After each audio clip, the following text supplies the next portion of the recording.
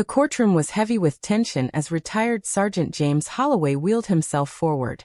His service medals glistened faintly under the fluorescent lights, each one telling a story of sacrifice.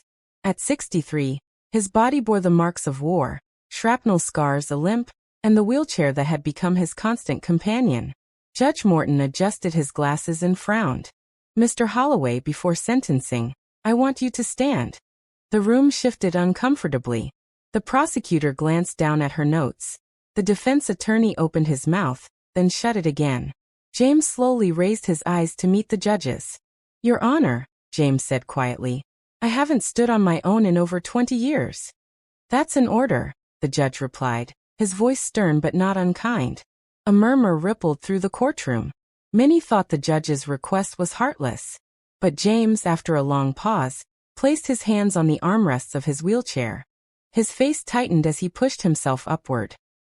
His legs trembled violently, every muscle screaming in protest.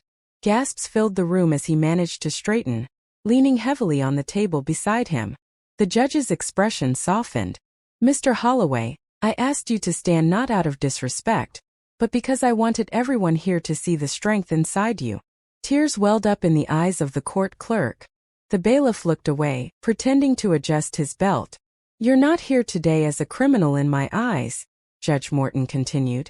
"You're here as a man who's been through hell and still finds the will to rise." James swallowed hard, unable to speak. "I'm suspending your sentence," the judge said gently. "Instead, I'm ordering community service, telling your story to schools, so our young people understand what sacrifice truly means." For the first time in years, James felt a lump in his throat that wasn't from pain. The room was silent except for the quiet sobbing of a woman in the back row.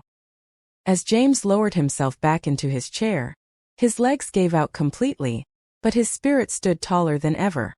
And for that moment the entire courtroom, judge, jury, and spectators, rose with him.